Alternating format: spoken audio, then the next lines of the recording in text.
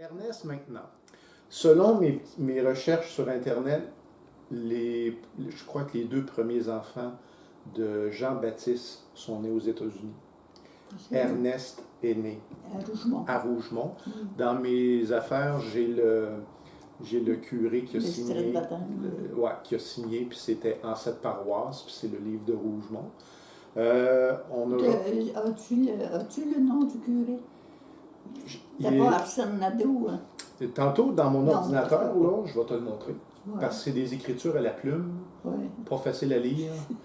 Mais, mais tantôt, tu as mentionné des noms, Elzéar Jaudoin. Des noms qu'on est capable de voir. Donc, document officiel, en haut à gauche, 1904, Rougemont, paroisse de Saint-Michel à Rouville. Je vous amène dans le coin ici. Ici dans la marge, Jaudoin, Joseph Ernest.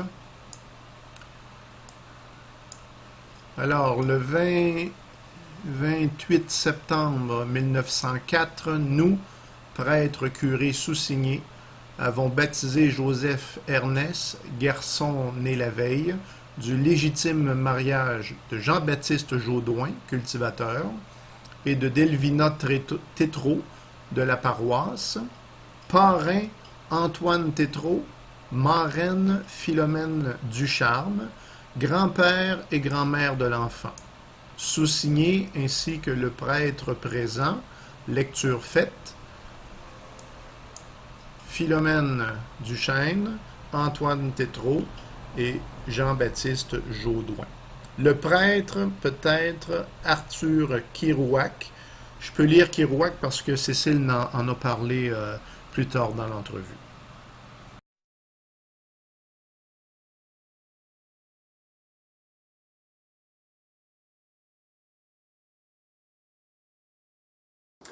Donc, Ernest, né à Rougemont, son niveau d'éducation, il est allé à l'école de Rang Il aussi? est allé à l'école de Rang, puis après ça, il a été au collège à Saint-Césaire, au collège commercial, là. OK. Mais il n'a pas été longtemps, parce Ok. qu'il n'était pas fort sur les études, hein. Puis, Ok. puis il n'a même pas fini une année. Je ne sais pas s'il avait fait une année complète, puis c'est sa deuxième année qu'il n'a pas fini, mais en tout cas, je sais qu'il y a une année qu'il n'a pas fini, puis c'était dans les sucres, quand il a laissé. Puis il a dit à son père, il dit, je savais mieux d'aller vous aider à aller travailler au sucre plutôt que les Ouais. collèges, je sais. Oui. Mon grand-père, il dit, pense comme il faut, là, puis il dit, fais comme tu veux. Fait que là, il dit, je m'en vais, je m'en vais avec vous.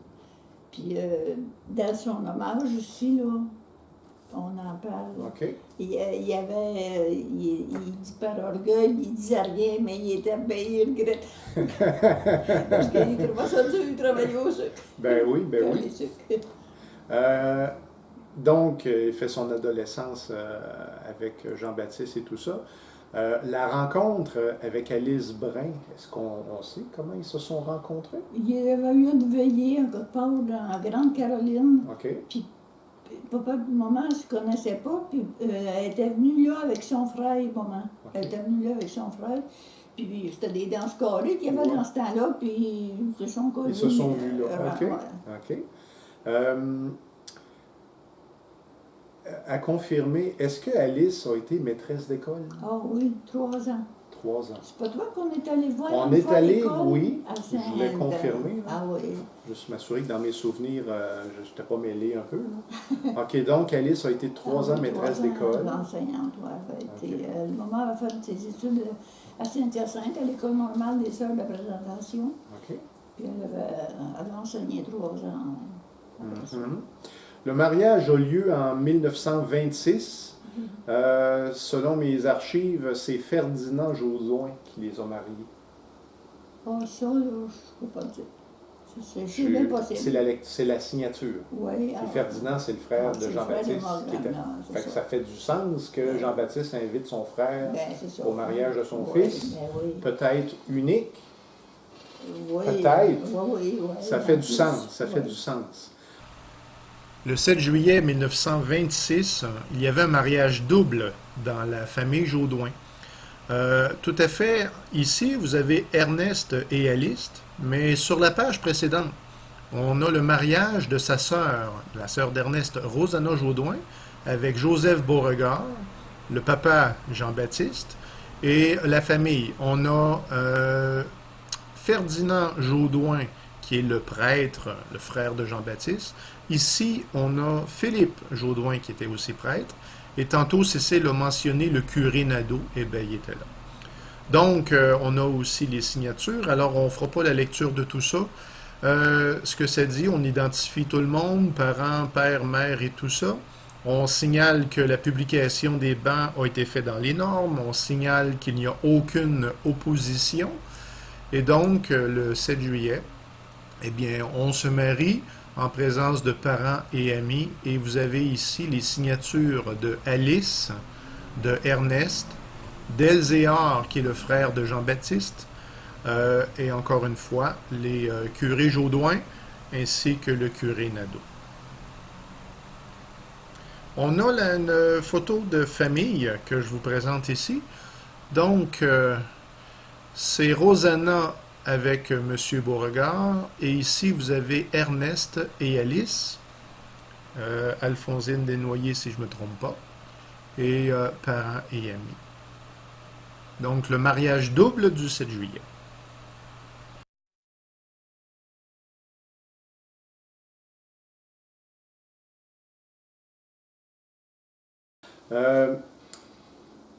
J'en arrive à la maison des Jaudoin. Jean-Baptiste avait la maison avec les chevaux, quand il est photographié avec les deux chevaux. La maison qui est en arrière, c'est sa maison. Oui.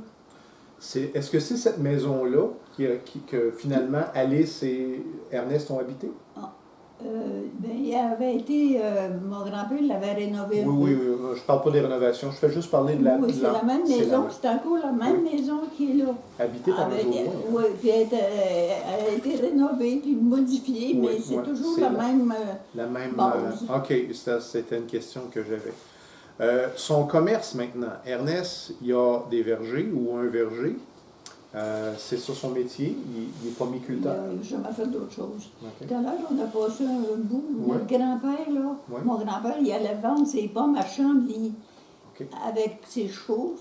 Il attelait son cheval, parce que c'est une voiture simple, qu'on y appelait, là. Puis il mettait 8 barils de pommes dedans. À tous les matins, il montait, tous les matins ou tous les 2 matins, parce que là, quand même, qu'il les cueille, ces pommes-là. Oui.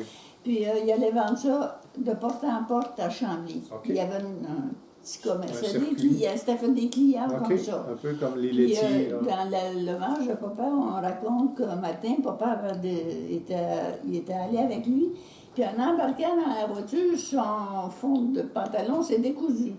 Mais il ne savait pas trop ce qui s'était passé, puis il n'a pas dit un mot. Ils sont en allés à Chambly. Okay. Puis là, il faisait noir, quand ils sont partis, ils partaient de bonne heure, à 2-3 heures du matin, puis je suis rendu à Chambly avec des chevaux. Hein. Oui.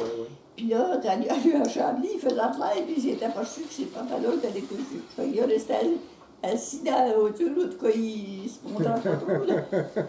Ça a été un petit jour. Ben oui. Donc, Ernest, le commerce des pommes, est-ce qu'il vend lui-même, je crois, au marché public de Montréal? Oh, Ma mère, elle m'a raconté ça. Il en vendait chez nous. Il y avait beaucoup de commerçants qui venaient en acheter. Puis il allait à Montréal. Okay. C'était... J'ai le souvenir que ma mère, j'ai déjà entendu ma mère raconter que quand Ernest allait avec Alice à Montréal, à l'occasion, il amenait 1 ou 2 enfants. Puis que pour les enfants, c'était comme une fête. Là. Ah, oui. Oui. Je me rappelle d'aller vendre des. Pourquoi il y avait des framboises. Ma mère, elle disait que c'était comme une fête. Ah oui. Je pense qu'elle avait le droit de s'acheter comme une friandise qu'il n'y avait pas dans la région. Dans la région, là-bas à Montréal, il y avait des. C'est ça. Ben, moi, je lui ai été vendre des framboises. On a eu des champs de framboises aussi. Papa, il en avait pas mal grand du temps. Puis le voisin en avait aussi. Puis tu sais, des framboises, il faut en cueillir en titi pour emmener le camion. Ben oui. Fait qu'il mettait les deux récoltes du voisin puis chez nous ensemble. Puis il allait vendre ça ensemble. M. Bienvenu, puis papa. Puis M. Bienvenu, il avait une petite fille de mon âge. Dans nos marches. Fait qu'ils ont décidé de nous amener. On avait parti vers minuit à peu près. Là. Puis là, on était assis dans le camion en arrière, dans le rack, comme on appelait, là. On s'était rendu à Montréal, puis nos papas étaient en avant, sur l'avant des femmes. Puis on avait couché dehors. C'était toutes des expériences là, spéciales. Oui. On doit être bien plus badreuses que utile. En tout cas, rendu sur le matin, là, les commerçants sont bien arrivés. Là, on s'est réveillés, puis on ne savait plus où se mettre, là, parce qu'il y a des boîtes et des voyons. En tout cas, ça a été. C'était ça, la vie de David cultivateur, l'initiation. Oui, tout à fait. Je continue dans la famille. Est-ce qu'Ernest et Alice ont perdu des enfants? Ernest et maman, là. Papa et maman, oui. Il a perdu André, le plus vieux. Puis après ça, il y a eu Philippe, là, qui, quand l'année que mon grand-père est mort, il est mort au mois de décembre, puis maman avait accouché au mois de février. Celui-là, il est mort.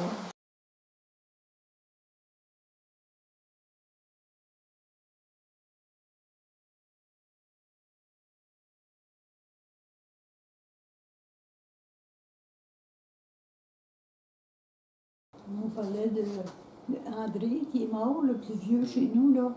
Il est mort le jour des noces de diamant de Damas et puis Fondine. Maman avait fait garder André par sa mère, ma grand-mère Brin. Puis quand ils sont venus le soir, il était mort. C'est des méchantes journées.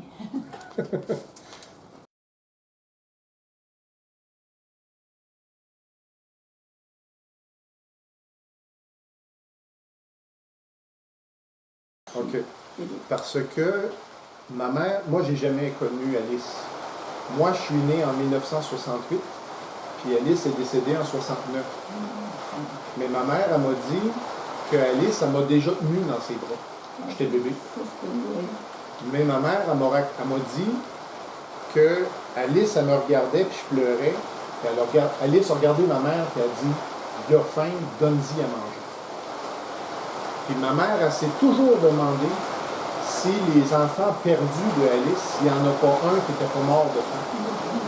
Le plus vieux. Parce que la première. Il y a un enfant qui est mort de faim. Le plus vieux, mais comme maman nous disait toujours, parce qu'à ce moment-là, les femmes, y allaitaient le bébé. Puis c'est mon grand-père qui était propriétaire, là, puis lui,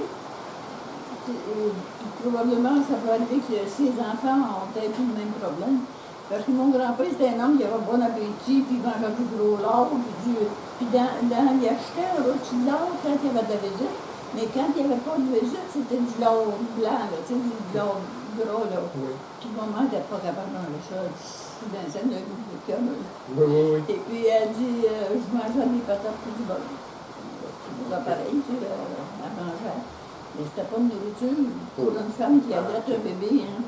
Puis elle a toujours pensé que son petit bébé était mort de faim. Ben, elle n'avait pas de lait.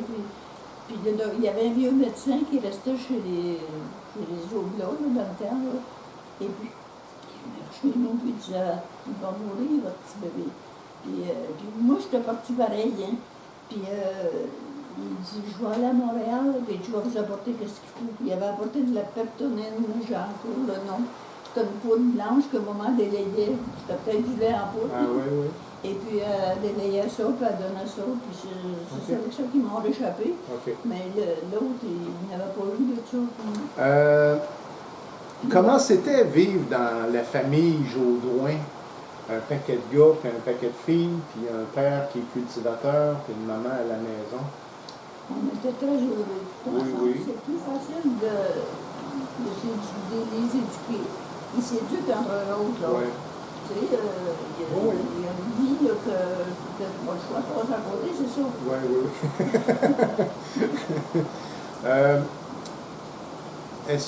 Est-ce que dans la famille Jaudoin, il y avait des tannants qui avaient besoin d'être remis à leur place? Ça, pas rien d'excessif. Mais quand tu élèves des enfants, c'est comme avoir un jardin. Il faut que tu Oui. Il faut y voir tout le temps. Mais c'est pas. Si tu y vois tout le temps, là, très facile. Ouais, ok. Mais si tu laisses faire trop longtemps, les mauvais plis, Ouais, ça ok. Je vais être plus précis. Je me souviens d'avoir entendu ma mère parler de course de voiture. Peut-tu être Denis ou Louis? Ça peut arriver, mais moi, là, j'ai jamais eu connaissance de ça. OK. Parce que moi, j'étais la plus vieille, j'étais pris à la maison, à la job, là. Ouais. Puis Hélène, elle était plus jeune, elle a probablement vu ça. OK. Ça peut arriver. Non, ben, Ça peut arriver, mais ça me fait prendre la peau. avant les voitures, les jeunes gens, ils faisaient des courses de chevaux. Ah ouais. Puis il y a même des villes, des villages qui étaient obligés de faire des règlements Ah ouais. sur la conduite des chevaux en ville parce que Ah, il y avait des abus. c'est ça. Fait que moi, j'ai le souvenir de ma mère, mais elle disait, mais moi, mes oncles, je les ai pas beaucoup connus parce qu'on habitait loin. Ça a pris plusieurs décès pour les voir à répétition, pour être capable de mettre un nom, puis à un moment donné, de rassembler les petits morceaux que j'ai ensemble. Mais elle me disait, je pense, c'est lequel des gars, des garçons, qui des fois, ils se sauvaient parce que Ernest était fâché après lui. Moi, j'ai pas eu connaissance. OK. Je sais que des fois, il y a eu des mauvais moments. Pas de moments ont eu de l'ouvrage à faire. Il y avait un grand jardin, comme je te disais tout à l'heure, puis que là, Yann sortait souvent. C'est sûr, mais te donner les détails de même. Comme ça, toi, t'as pas vu ça. Je sais pas si il n'y a pas de travail. Non, c'est correct. C'est correct.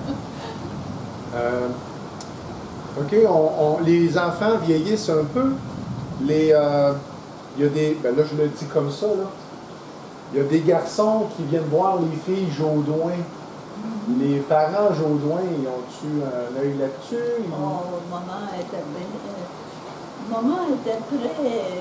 Elle avait été élevée très sévèrement. OK. Puis elle continuait comme elle avait été initiée, là. OK. Puis disons que moi j'étais la plus vieille, puis après ça, il y avait 5 garçons. Ouais. Puis quand l'autre, là, il y avait 3-4 filles de suite, là. Puis tu sais, quand t'es tout seul, là, t'as pas grand pomme, hein? Ouais. T'as pas grand chance, là, puis t'as pas rien pour te seconder, te secourir.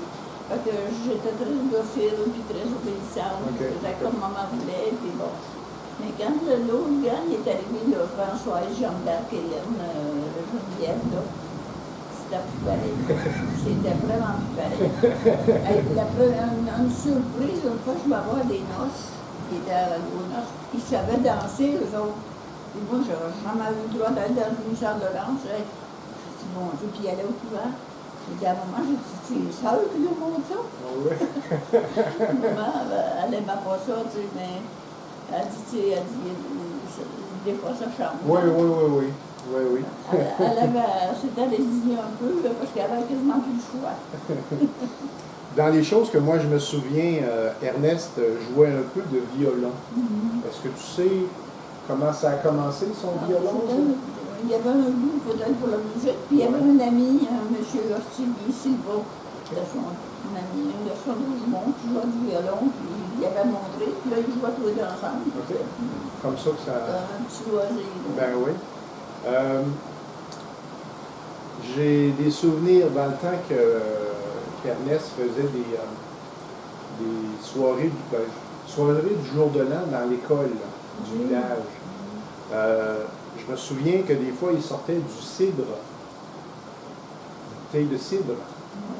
Puis le souvenir que j'en ai, c'est ma mère, elle disait, il n'est pas bon cette année. Sais-tu si Ernest essayait de... Mon grand-père, il en avait fait du cidre souvent. Okay. Puis c'était toujours... comment je te dis ça, dans le domaine de la recherche. OK. Il n'était pas expérimenté du tout. Là. Il essayait des choses. Parce que mon grand-père, tu sais, le vieux médecin que je te disais tout à l'heure, c'était un vieux français, ça. Okay. Puis lui, il venait chez mon grand-père, il disait, vous devriez faire du cidre, c'est bon, puis c'est ça. À force de s'en faire parler, il a enseigné. Ça, ouais. Mais il mettait ça, là, puis il faisait un peu comme le français, il disait. Puis il mettait du sucre là-dedans, puis il partait travailler, puis j'en occupais plus. Hein. Puis je suis restée là, puis c'était pas bon, c'était pas nourri assez. OK, je sais pas OK. quoi. Oh, oui. Puis à un moment donné, une fois, il y avait fait un ballotine. Puis quand le Français il a dit de mettre du sucre, il a mis du sucre. Puis il l'a laissé faire. Puis là, l'été a passé, puis ça a fermenté. Puis le Français dit, avez-vous goûté à votre sucre? Oh, ben, mon grand-père, j'ai pu vous penser. Ben, il dit, on va y goûter. Puis mon grand-père, il dit, c'était assez bon. Il dit, tout le sucre avait fondu, puis ça avait fermenté. Puis, oh, il était... Puis mon oncle Ferdinand, qui était prêtre, qui avait une servante, puis chaque fois qu'il venait se promener, il amenait la servante. Il fait faire un tour. Puis elle allait mettre ça du cidre. Puis ça, c'est pas une boisson qu'on se saoule avec ça du cidre, mais quand tu es assis, tu peux plus te relever. Tu as les jambes mortes, ça ne tombe pas dans la bombe à la tête, ça tombe dans les jambes. Puis quand on a pu partir, elle n'était plus capable de se lever. Puis tu sais, mon grand-père, dans ce temps-là, les cérémonies étaient pas longues. On avait pris une pinte à lait, là, en vite, ça. Puis elle a enflé la pinte de lait, mais là, ça sur la table, puis il donnait des verres. Oui. Puis elle a dit, c'est pas ça. Alice et ses talents, quand je suis venu il y a quelques années, tu m'as montré le collet en frivolité que Alice a fait. Oui.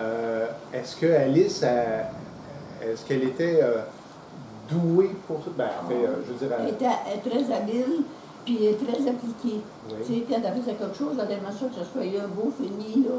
Puis elle faisait des courtes pointes. C'est elle qui m'a appris bien des choses, maman. Est-ce que la famille Brun avait un peu d'argent? Oh non, ma grand-mère était pauvre. Okay. Elle était vraiment pauvre, mais ma grand-mère était très habile aussi. Ouais, okay. Maman, une fois, je me rappelle, je voulais me faire un manteau. Puis maman a dit, tu sais, chez nous, il y avait bien du brouhaha, tout le gang, puis notre maison n'était pas grande. Maman a dit, prends tes affaires, là, puis elle dit, va-t'en chez ma mère, là, puis elle dit, va faire ton manteau là-bas. Parce qu'elle dit, elle, là, quand elle est rendue au collet, là, elle dit, elle va te cramper ça, il y a personne, elle dit, elle va te cramper ça comme il faut, tu sais, le collègue qui fait bien, là, elle avait le tour de faire ça. Elle était très habile. J'ai une nappe de lin ici qu'elle a filé, qu'elle a tissé, qu'elle a brodé. Tu la vois tout à l'heure, elle était venue à bout de filer son lin. Ça, c'est pas facile. Je trouve de la laine, mais j'ai jamais filé du lin. Puis après ça, elle avait le goût de tout ça. Elle aimait ça, c'est ça. Oui, parce que quand même que tu es habile, si tu n'aimes pas faire une sorte d'affaire, t'en pas beaucoup. Mais ma grand-mère, elle aimait mettre une petite touche. Ah, puis c'est rustique, sa broderie, mais c'est super beau. Moi, je trouve ça très beau. Oui. Parce que dans les choses que tu nous avais montrées, souvent, tu l'avais dit, que souvent les femmes y achetaient ou ils fabriquaient un peu ce qu'ils aimaient, mais ils l'embellissaient avec avec le talent personnel. C'est ça, exactement. Ouais. OK. J'avance encore un petit peu dans le temps. J'ai entendu Louis m'expliquer, mais pas rapidement, que les gars Jaudoin, Ernest, y achetaient des vergers ou des terres pour eux autres. Mais que quand, mettons, je parle de Louis, quand Louis s'est marié, Louis rachetait la terre. Ah, ça a tout été comme ça. Ça se donne pas, puis comme il y avait 5 garçons de suite, là, il y en avait plus que ça, mais ça aurait pris une fortune pour les établir. Oui, je comprends. Il achetait le verger, là, et puis après ça, il y avait le crédit agricole qui s'installait. Puis là, ben, il ne devait plus d'argent à papa. Les garçons, ils devaient ça au gouvernement. Okay. Il y avait tout pour payer ça. Comme un prêt hypothécaire. Ouais, c'est ça. OK. Donc, Ernest, il finançait le départ. Le départ. Mais après ça, OK. Ou même que le départ, là, il ne payait peut-être pas lui-même. Mais vu que papa était là, tu sais, ça donnait un coup de main. OK. Ça va, OK. Est-ce qu'il y a des garçons Jaudoin qui n'ont pas été pomiculteurs? Juste Bernard. Bernard, parce que lui, il a fait des études, mais il a resté dans les pommes pareil, tu sais. La cidrobec. Ça a commencé, quoi. OK. Ça a viré en 20.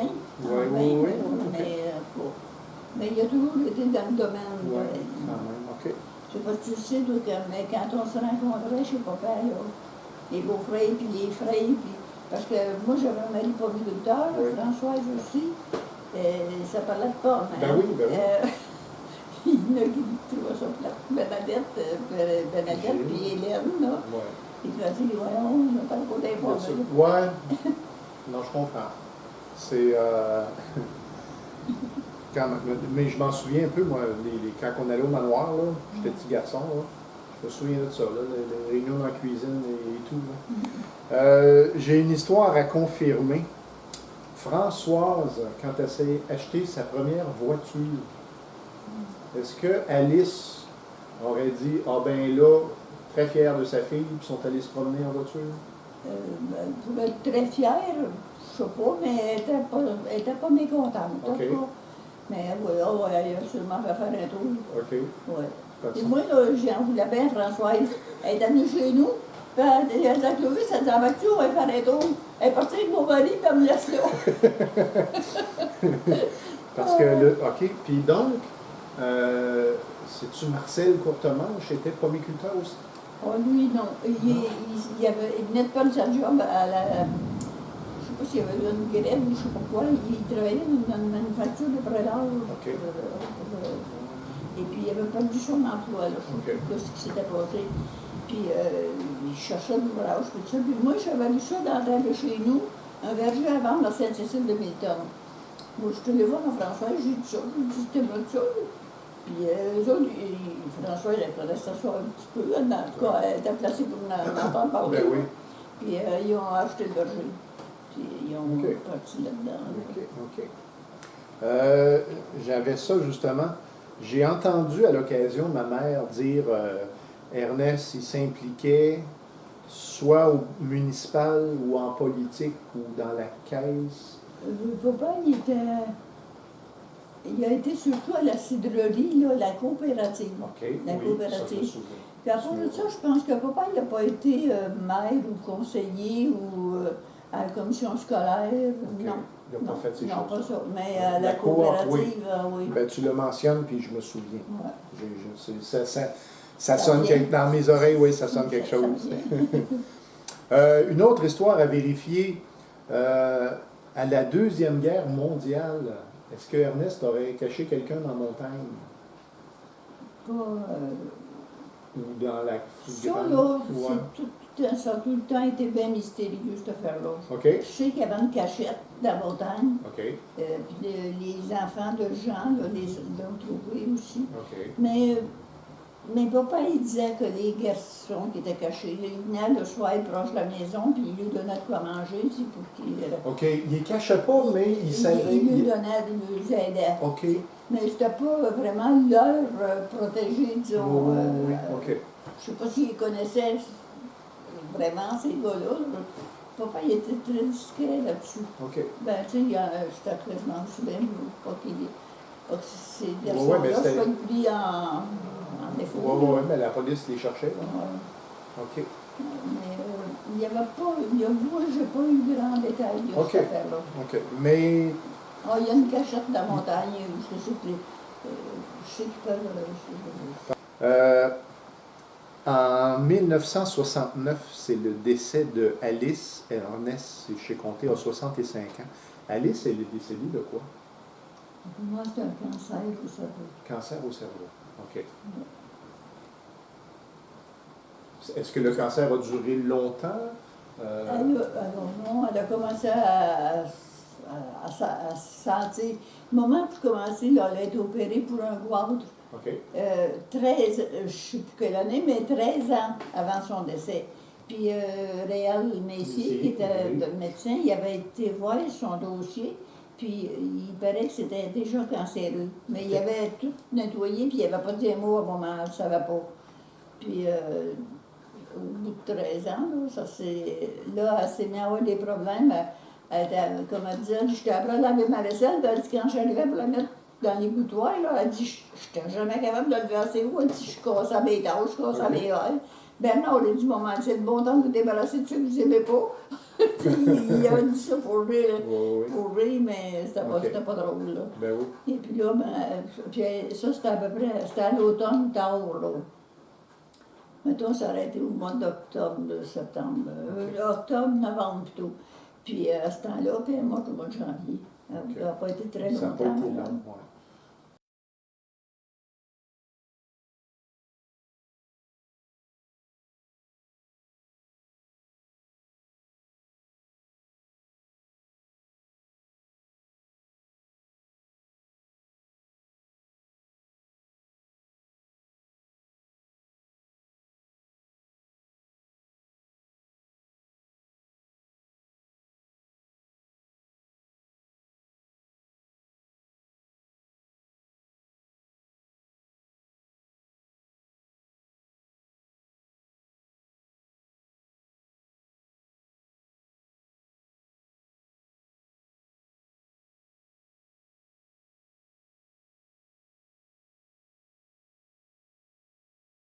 OK.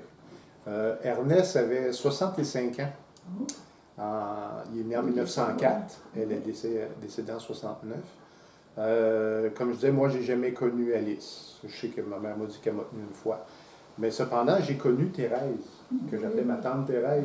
Ouais. Bon, Ernest s'est remarié. C'est peut-être délicat, j'en ai aucune idée.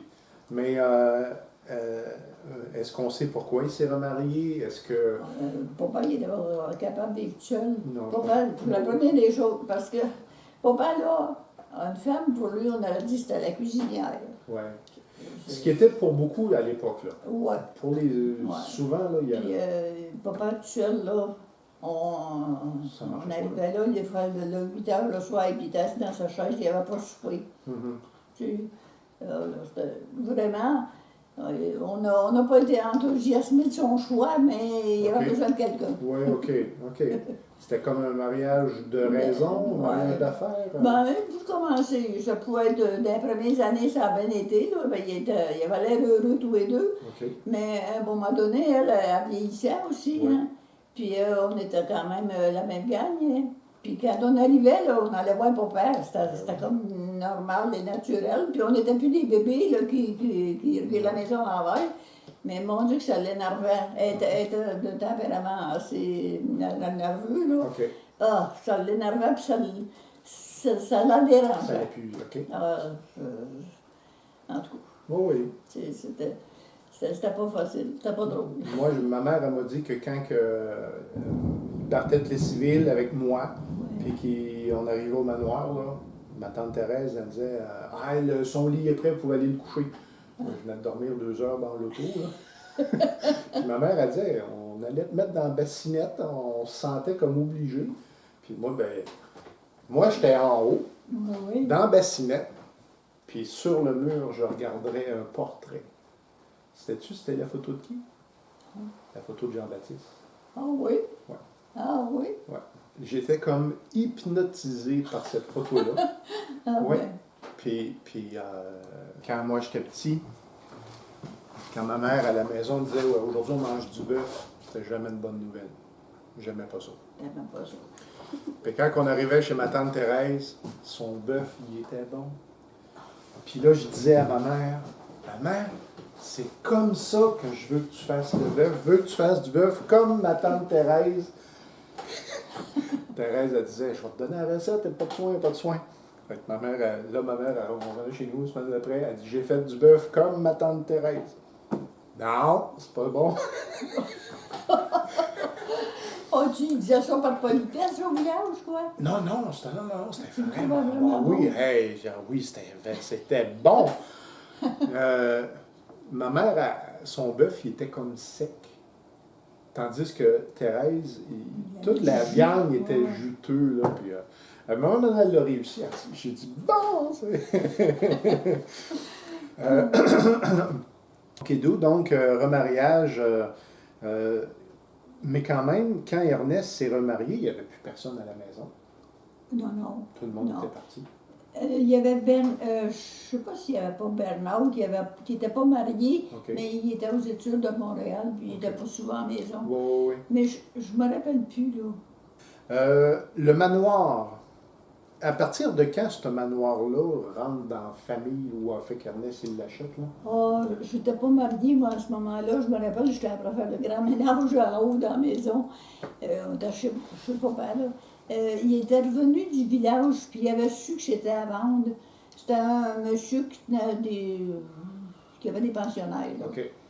Puis il était à vendre, puis je pense qu'il était en mauvaise affaire. Tu sais, les finances manquaient, là, OK. je sais pas quoi. Puis en tout cas, puis papa, il dit à maman, il dit, ça te tente-tu? Il dit, on va acheter ça. Puis Oui, c'était assez, ouais. Oui. Puis c'était assez avant, c'était pas cher. OK. Le prix qu'il demandait, là, c'était avantageux. Puis finalement, maman a dit, ouais, tu sais, elle avait accepté ça. Puis ils l'ont acheté à ce temps-là. Puis ils louaient ça puis il y avait plusieurs, c'était grand cette affaire-là. Oui. Puis il y avait quelques logis là-dedans. Puis il y avait l'air à s'en tirer pas pire. Tu sais, moi, dans ce temps-là, j'étais à la maison, mais moi, les affaires de papa puis de maman, là, je m'arrêtais pas. Papa, il me disait, ça me coûte 4000 pièces de taxes. Fait que, tu sais, quand tu as payé des taxes, le surplus, il est quasiment tout passé. Ben oui, Il ne ben peut oui, pas ben oui. faire des rénovations. Puis, en tout cas, je ne sais pas ce qui va arriver. Mais... Puis, est-ce que le manoir, en fait, ma question, c'est quand est-ce que Ernest a arrêté, ou qu'il a pris sa retraite, ou qu'il a arrêté d'être pomiculteur? Ça correspond-tu avec l'achat du manoir? Oh non, Non? non, parce qu'il a été plusieurs années loué, là. OK.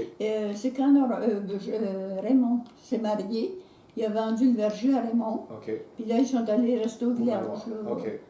Puis ça, c'était comme la fin. La fin, oui. La fin de son métier. Il a arrêté de... Ouais. C'était la fin de la pomiculture. Ouais, pour lui. Pas de la pomiculture, parce qu'il a toujours resté très intéressé à ça. Puis, Oui. Ouais. Ben, moi, je me suis... Ben là, il devait être retraité, parce que moi, je suis né en 68. Il avait déjà 65 ans et... 65... Moi, là, j'avais pas connaissance. Ça veut dire que quand, mettons, j'avais 5 ans, Ernest en avait déjà 70. Fait qu'il n'était plus pomiculteur. Non.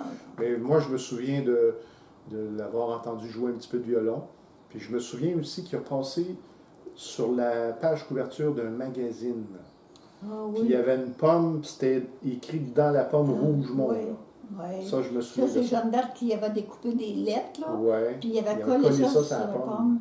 J'ai une photo de ça en bas. Là. OK. Fait que tu vois, je me souviens, il y a des détails comme ça que je me souviens. Bon, je crois que c'était en 91 ou en 93, Ernest, il décède. Il décède de quoi? Est-ce qu'on le sait? Papa, Plein je pense qu'il était usé. Ouais, oui. C'était quasiment le mot le plus qu'il comprenait tout.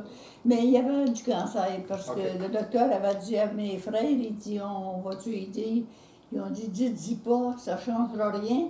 Puis lui, s'il pense qu'il a un cancer, il va mourir demain matin. Okay. Papa, il avait tellement peur de ça, cette affaire-là. Puis là, en ne sachant pas, ça ne change rien. Là, il était rendu à la fin. Le docteur avait dit, on va laisser ça de même.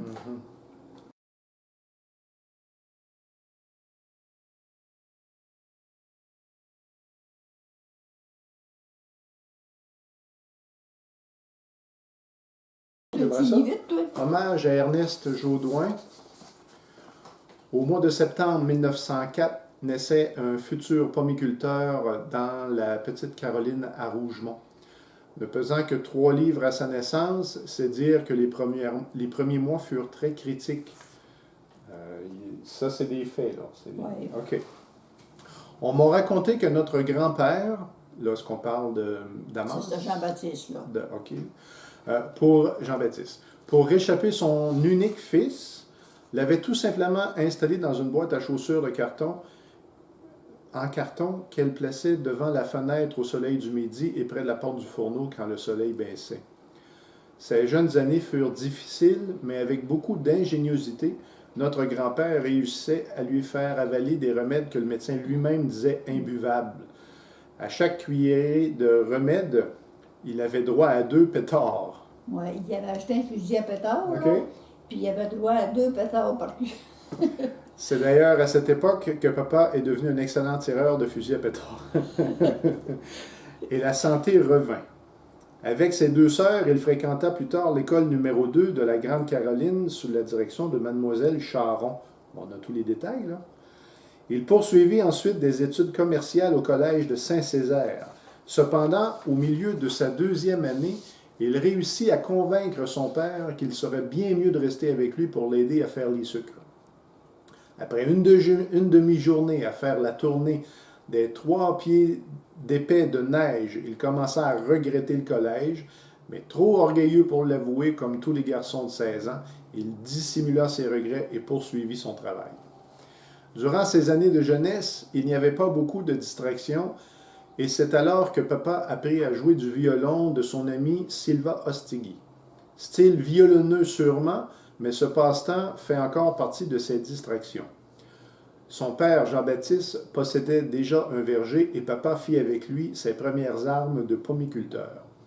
Il allait vendre ses pommes duchesses et fameuses à Chambly et en voiture, s'il vous plaît. Ouais, les fameuses, moi je me souviens d'avoir entendu ça. Ben oui.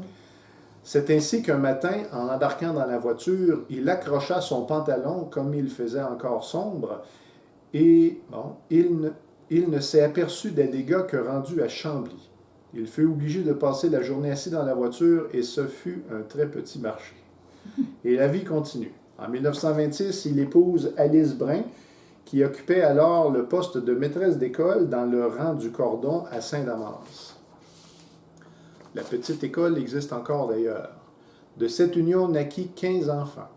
La famille compte maintenant 114 descendants vivants, 12 enfants, 49 petits-enfants et 53 arrière-petits-enfants. Et si tout va comme prévu, 8 nouveaux petits-enfants au printemps. Ça fait évidemment de très beaux jours de l'an. Il y en a bien plus que ça. Oui. C'est un homme. Je crois qu'à ses funérailles, le curé avait dit qu'il était rendu à 93 arrière-petits-enfants. Oh, mais il y en a bien plus que ça. Ah, ouais. Parce que Paul, il y a toute une famille. Rien qu'à lui, là, c'est beaucoup. Ouais. Fidèle à la tradition de pomiculteur du père et du grand-père, plusieurs membres de la famille exploitent aujourd'hui des vergers qui sont principalement situés autour de la montagne de Rougemont et qui comptent environ 75 000 pommiers.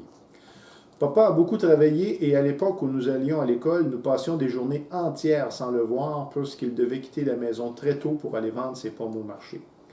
Dans ses jeunes années de ménage, il coupait la glace sur le lac des Pères Oblats, qu'on appelait alors le lac de Jacob, un petit supplément pour bien nourrir la famille grandissante. Ça a été des belles années pour papa, il aimait bien ça. Okay. Notre grand-père aussi, je voulais te rajouter ça, il a travaillé ils ont fait une ligne de chemin de fer autrefois, il y avait une ligne de chemin de fer. Puis mon grand-père, il avait appris l'anglais quand il avait été aux États-Unis. Puis il était bilingue. Et puis il travaillait pour la traque, comme il disait. Puis un jour, le boss avait demandé l'heure. Puis mon grand-père, il a dit l'heure en anglais. Oh, tu parles anglais, toi, ben viens ici. Puis là, bon, mon grand-père était aux petits oignons avec lui. Là, ça avait été un plus. À chaque automne, après la première gelée, papa aimait bien aller aux noix. Très tôt le dimanche matin, avant la basse-messe, il partait à la montagne et avec ses grappins réussissait à monter dans les noyers qu'il secouait pour récolter les noix.